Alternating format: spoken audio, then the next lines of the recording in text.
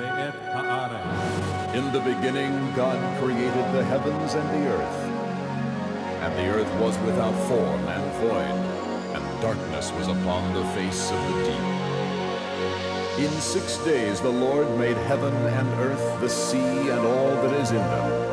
And God saw everything that he had made, and behold, it was very good.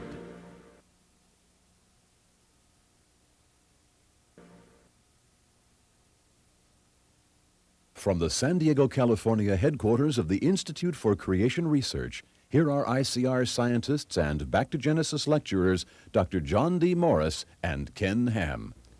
Many people mistakenly believe that there is no scientific evidence for creation. But in reality, there's a wealth of scientific information that points toward a creation just as described in Genesis. In this program, Dr. Henry Morris gives an overview of the scientific evidences which show an overwhelming support for the creation viewpoint. He also shows that evolution has no basis in science. Let's watch as Dr. Morris explains some of these facts that support creation. Today at this session, we're going to be speaking on the theme scientific creationism. We do have a book by that title that we might recommend to you because obviously we can't cover all this subject in one lecture. It's a tremendously big subject. It includes really everything in the world. It's a worldview.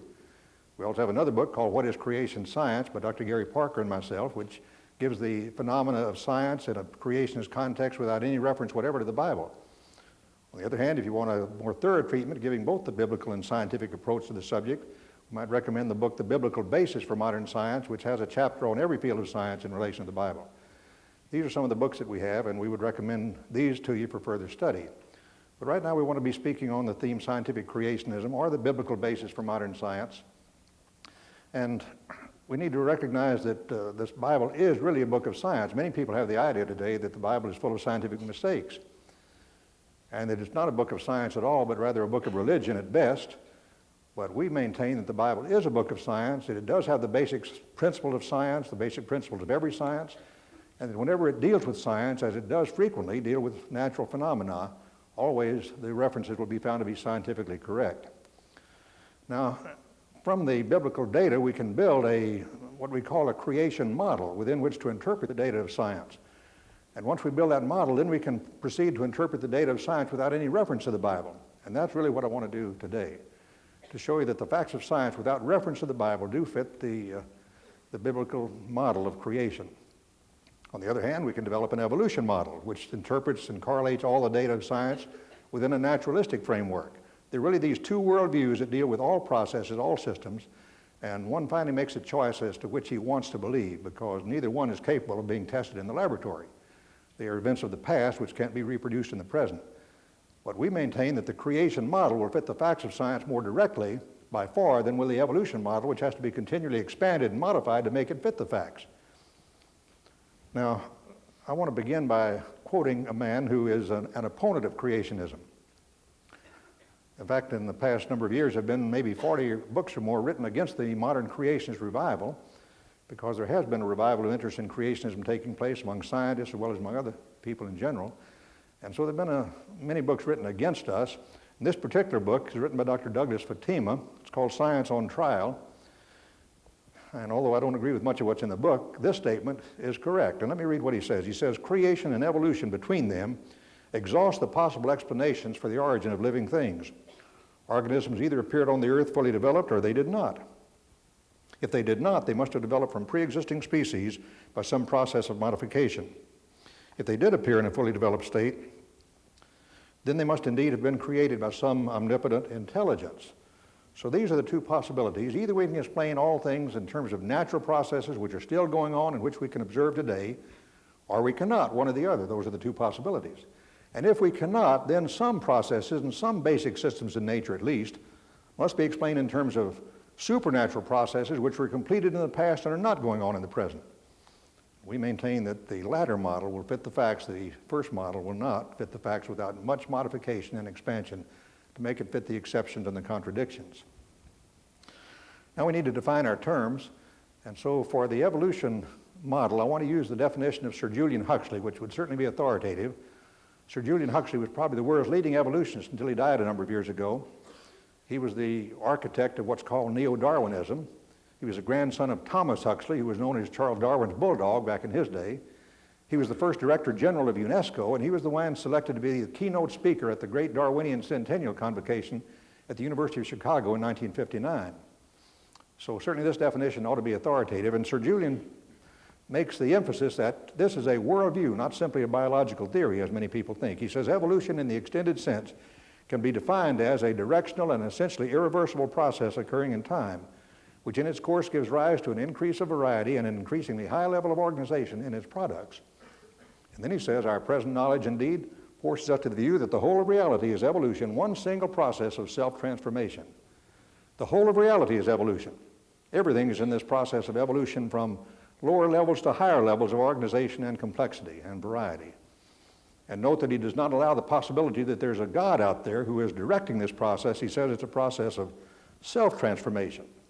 So the universe is transforming itself by its own properties and processes into higher levels of organization and complexity. Now that's the evolution model, and that can be illustrated, I think, graphically by a chart which shows the increase of order with time. If you look at the chart, you'll find that the horizontal scale represents time and the vertical scale represents organization or complexity or order. And we start way back in the beginning with primeval chaos, random particles of some sort, evolving into complex molecules and then into living molecules and finally into complex living beings, finally human beings, and who knows what in the future. So there's a tremendous increase in complexity over the ages by the evolution model. Creation model, on the other hand, is exactly the opposite. It starts out with everything perfect and then goes down, so that it's exactly the opposite of the evolution model. Now, the idea here, of course, is if there is a creator who is able to create the universe, he knows what he's doing and is able to do it right, so he makes things perfect to begin with. And since you cannot improve perfection, any vertical change will have to go downward. And as time goes on, then there will be a decrease of complexity and organization and order. At the very most, it will be horizontal at the same level, but never can it go upward because there is no possibility of improving perfection. And the Creator made things right to begin with. So these are two opposite models, and therefore they certainly lend themselves to comparison in terms of their ability to correlate scientific data. Now you can sort of summarize the implication of the two models. In the creation model, we postulate a self-existing creator God able to create a universe. In the evolutionary worldview, we postulate a self-existing, organizing, evolving cosmos, evolving by itself. In the creation model, we say that the universe was created by divine fiat. God just spoke and it happened because he is omnipotent. In the evolutionary worldview, the universe is organized by itself, by its own systems, processes. And then we can say in the creation worldview that the basic systems of the world, the basic kinds of organisms, the basic laws of nature, the basic structure of the universe was completed in the past by supernatural processes which are not going on now, and therefore we can't observe them scientifically in the laboratory today. On the other hand, the evolutionary worldview says that all systems have developed by natural processes which are still continuing in the present, and therefore we ought to be able to see them operating today, and therefore study them and test them and see how they work today. And then finally, any net changes in the creation worldview would be downward. Now there could be horizontal changes at the same level of complexity, but any net changes towards a different level of complexity would have to go downward, whereas in the evolutionary worldview, the net change is upward because we've gone all the way from primeval particles to complex people.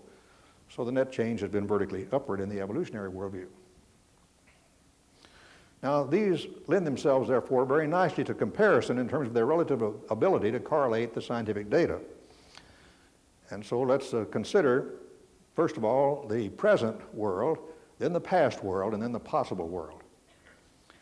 In the present world, which supposedly is the one which science can deal with, because the very essence of the scientific method is observation and experimentation and reproducibility of the experiment, so it deals with the present primarily. In the present worldview, is there any obvious evidence of evolution taking place, either at the level of the universe itself, the stars and the galaxies, or the level of living things at the other end of the spectrum? And the answer is no. There's no evidence whatever that any vertical change is ever taking place. Here's just one of the photographs which could be taken more or less at random from the many photographs taken by our giant telescopes. I think this was from Palomar, giving an insight into the tremendous magnitude and size of the universe. I remember back in the days before the telescope was invented, people could only see about 4,000 or 5,000 stars. The Bible, on the other hand, had said that there were innumerable stars, and now our telescopes show that that's the case. There just seemed to be no limit to the size and scope and extent of the universe as far as we're able to discern in astronomy. Well, this is a photograph which indicates the size and the scope of the universe, but now note this. As long as people have been looking at the stars, if this photograph had been taken 1,000 years ago, it'd be essentially the same thing. If it's taken 1,000 years in the future, it'll be the same. The stars do not change. As long as people have been observing the stars, no one has ever observed any kind of star evolving into a different kind of star, or one type of galaxy evolving into a different galaxy. The only changes that we see in astronomy are in the direction of deterioration in accordance with the creation model. There are some stars that explode and disintegrate, and meteorites break up and disintegrate. But no one has ever seen any kind of a star or planet or anything else in the sky evolve into a more complex system at all. Normally what you see is stability. The Creator, having created the way things the way they should be, sees that they stay that way. And that's what we see at the world of the extremely big. Now when we come to the extremely small, say to the tiniest molecule of life, no one ever sees life evolving from non-life. People try to produce that in the laboratory, but nobody's ever been able to do it. No one's ever seen it happen. So there's no evidence that life is evolving from non-life today. And if we get into the range of living systems, no one sees any evolution there either. Let me return, though, for just a moment to the alternate evolutionary worldviews of the stars and of living things. As far as the stars are concerned and the universe itself, the common view today is that known as the Big Bang theory. Now, there have been other theories of origins of the universe in the past, but the one which is most popular today is the Big Bang theory, which says about 18 billion years or so ago, the universe began in a primeval explosion, the Big Bang, which generated from primeval particles, finally hydrogen and helium, and then from that everything else has evolved. It is interesting, just in passing, to note that in the Big Bang theory, the main evidence for that is the primeval radiation, which supposedly permeates the universe on an equal basis everywhere. Dr. Victor Weisskopf of the faculty at MIT, former professor of physics there and head of the American Academy of Arts and Sciences, in an article in the American Scientist, published in 1983, makes a very interesting comment about the Big Bang theory. He says, indeed, the Judeo-Christian tradition describes the beginning of the world in a way that is surprisingly similar to the scientific model. Previously, it seemed scientifically unsound to have light created before the sun. And you know, many people who object to the Genesis record of creation say, how could you have light on the first day and you don't have the sun until the fourth day? Well, he says the present scientific view indeed does assume the early universe to be filled with various kinds of radiation and light, long before the sun was created. The Bible says about the beginning, and God said, let there be light, and there was light, and God saw the light that it was good. So you see, if the evolutionist with his Big Bang view finds no problem in having light before the sun, well, I don't think we necessarily have to do that with our Genesis model either. However, I was going to avoid reference to the Bible, and I referred to that only because he did. Now, as far as the Big Bang theory itself is concerned, although that's the popular theory, more and more scientists are beginning to object to it and find fallacies in it. Actually, it's completely unscientific. It contradicts many of the basic laws of science. And so many of the most prominent astronomers are now beginning to reject it and maybe go back to some form of the steady state theory. But in order to get away from the objections to the Big Bang theory, people have developed what they call the inflationary model of the universe. And that says that before the Big Bang took place, there was a primeval period of inflation where the universe inflated rapidly in what they call a cold big whoosh to about the size of a grapefruit, which was then followed by the hot Big Bang.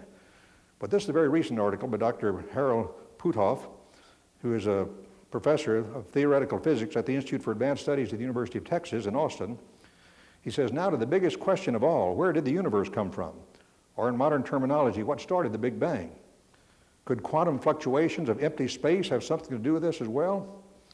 Edward Tyron of the City University of New York thought so in 1973 when he proposed that our universe may have originated as a fluctuation of the vacuum on a large scale as simply one of those things that happen from time to time. And that's an amazing theory, seems to me. The universe doesn't have any explanation, it just happened. It just evolved suddenly out of nothing by a quantum fluctuation in a primeval vacuum. Then he goes on to say, this idea was later refined and updated within the context of inflationary cosmology. They propose that the universe was created by quantum tunneling from literally nothing into the something we call the universe. Although highly speculative, these models indicate that physicists find themselves turning again to the void and fluctuations therein for their answers.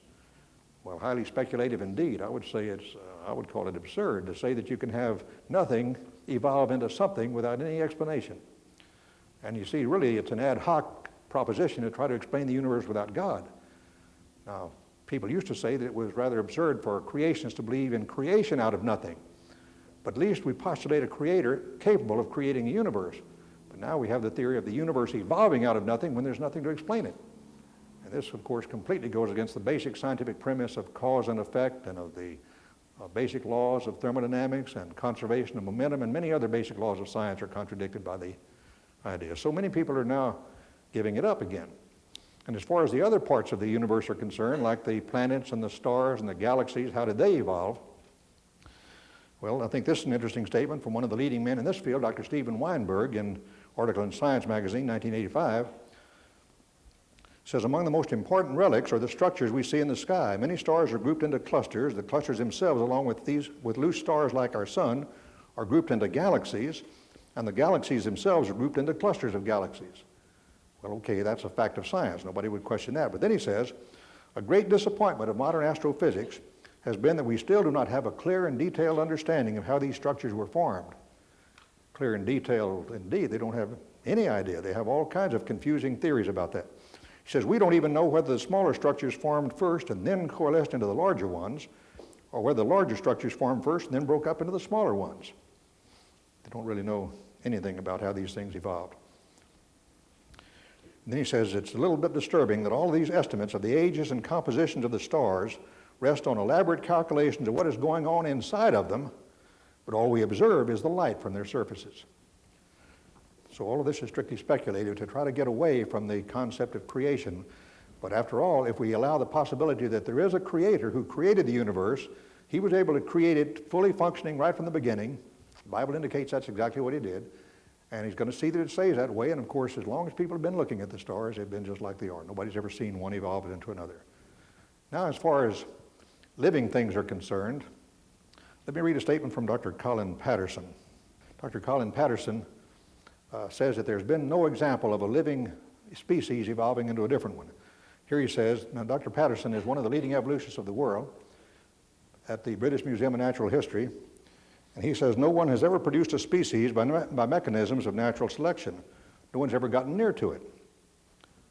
That's interesting because Charles Darwin, 150 years ago, postulated an explanation for the origin of species. He called it the origin of species by natural selection. And he's been world famous ever since, but now many years later, with thousands of scientists doing tests on this and developing mechanisms and trying to see this happen, they say that no one's ever yet been able to see it happen. So they don't know how new species originate. No one's ever been able to do it by natural selection or any other method. Now, someone might say, well, what about the peppered moth? Isn't it an example of evolution in action? Now, this is the most popular example, which is cited in the textbooks, of evolution taking place today. The peppered moth, which once was a light-colored moth, evolved into a dark-colored moth. With the advance of the Industrial Revolution and the study tree trunks, which made the light-colored moth easy to pick off by the predators, the birds, so it evolved into the dark coloration, which made it more difficult to find. And now that the atmosphere is clearing up over there a little bit, it's evolving back in the other direction again. Well, this is an example of the peppered moth. And the fact is, however, that although this is variation, this is not evolution. Now, you have to understand there's a difference between variation at the same level of complexity and evolution into a higher level of complexity. Sometimes people call that microevolution and macroevolution, but a better term is simply variation versus evolution. Variation is at the same level of complexity, and that's what the peppered moth did. Let me read a statement from Dr. L. Harrison Matthews, who's a fellow of the Royal Society, one of the leading zoologists of Great Britain. And first of all, he says this, in accepting evolution as a fact, how many biologists have paused to reflect that science is built upon theories that have been proved by experiment to be correct? Or remember that the theory of animal evolution has never been thus proved. Now, people will say that evolution is a proved fact of science. Dr. Matthews says it is not. It's a belief. He says the fact of evolution is the backbone of biology, but biology is in the peculiar position of being a science founded on an unproved theory. Is it then a science or a faith? Belief in the theory of evolution is thus exactly parallel to belief in special creation. Both are concepts which believers know to be true, but neither up to the present is capable of proof. I say, who is Dr. Matthews? Well, he wrote this statement in the foreword to the 1971 edition of Darwin's Origin of Species. He's a leading evolutionary zoologist of Great Britain. And then he goes on to say with respect to the peppered moth, he says, the peppered moth experiments beautifully demonstrate natural selection, survival of the fittest in action. Now, you see, no creationist objects to the idea of natural selection. It keeps things the way they were intended to be by God to begin with. Survival of the fittest. When an animal goes through a mutation which makes it less viable and less able to survive, why, it will not preserve its deformity or its defect in its progeny because it won't survive.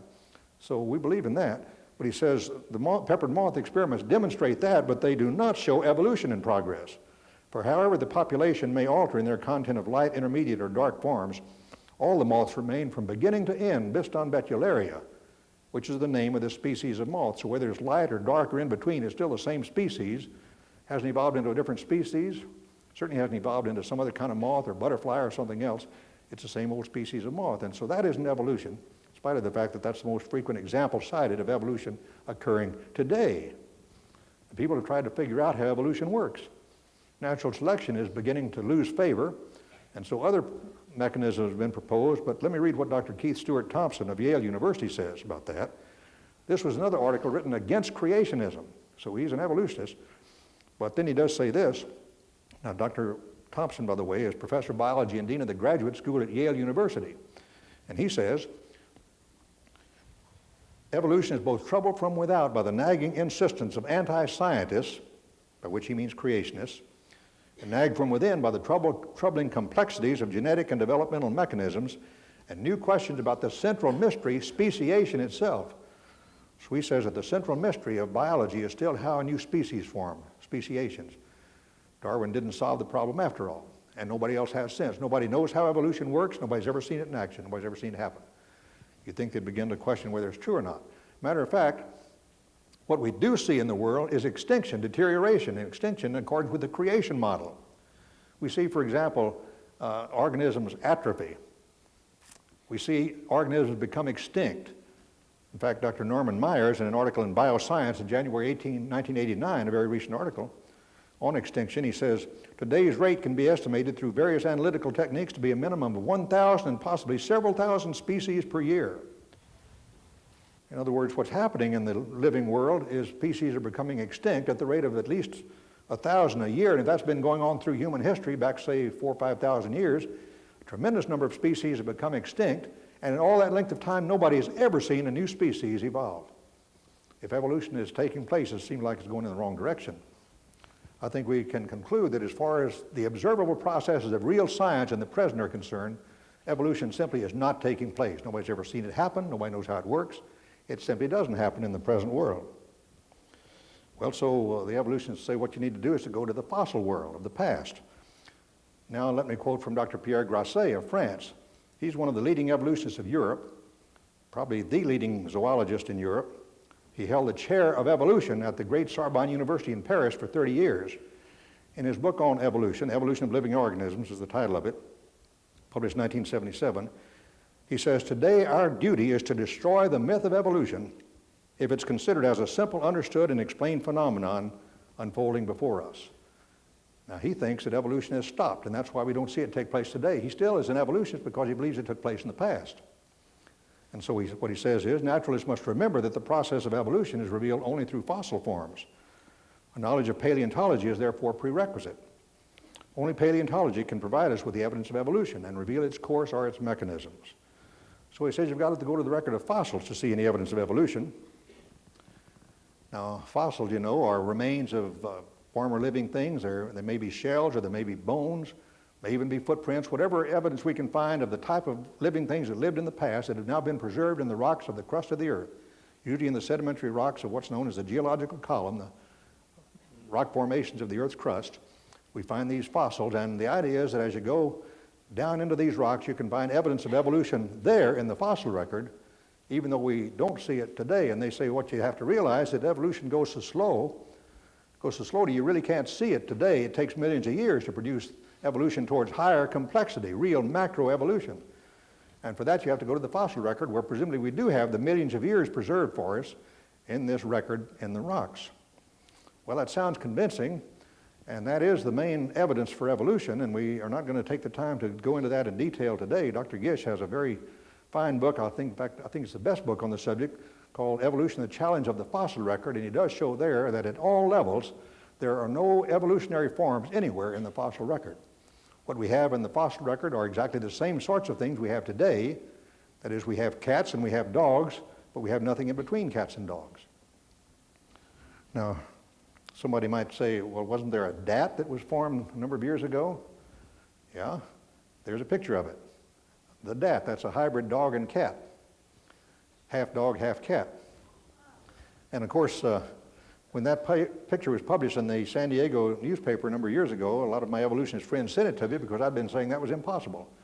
Each kind reproduces its own kind, and so you can't have one kind become a different kind. And here it looks like you can, because the cat and the dog can produce a hybrid, and that means that they probably came from the same ancestor.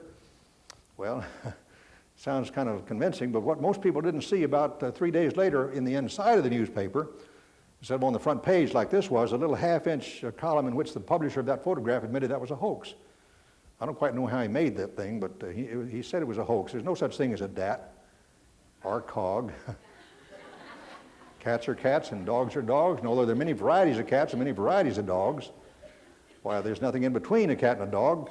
And as you go into the fossil record, you'll find maybe some extinct dogs and extinct cats, but again, you don't find anything in between a dog and a cat, or any common ancestor leading up to the dog on the one hand and the cat on the other. So we don't find these transitional forms in the fossils any more than in the present world.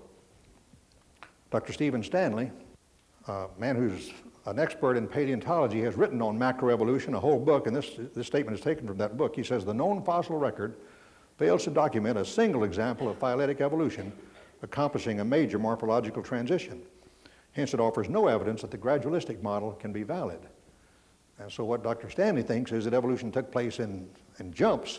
There's no gradual change from one kind to another, like Huxley and others had said, but took place in jumps without leaving any intermediate forms. Well, that's a convenient way to explain why you don't find the intermediate forms in the fossil record. But as a matter of fact, that isn't evidence, that's lack of evidence. It's an ad hoc assumption developed to explain the lack of evidence for evolution in the fossil record. It would be a lot better evidence if somebody could find these intermediate forms in the fossil record, but nobody's ever found any. And he says it fails to reveal a single example. Now, it doesn't reveal any example of this sudden evolution either. In fact, there's no known mechanism that can produce that. It certainly isn't happening today. Somebody might say, well, yeah, aren't there some transitional forms? What about Archaeopteryx? And of course, when we say that there are no transitional forms in the fossil record, what we find is that they will say, yes, there are transitional forms in the fossil record, and we ask what there are, and they will say Archaeopteryx. But as a matter of fact, Archaeopteryx is not an intermediate form between reptiles and birds. It's a true bird, and it is not a transitional form at best. It's an extinct bird, which can be called a mosaic creature rather than a transitional creature. That's what Dr. Stephen Gould at Harvard University calls it. He's probably the world's most articulate evolutionist and very much opposed to creationism. And he says that Archaeopteryx is not an example of a transitional form, but an example of a mosaic form. That means that all of its structures are fully functional and developed for its purpose in its own environment. Now, he says also that you can't even imagine a transitional form that would work. And of course, that's true. You try to imagine, say, how a reptile could evolve into a bird going through intermediate stages, gradually becoming a bird from some sort of lizard or something. Mark Ridley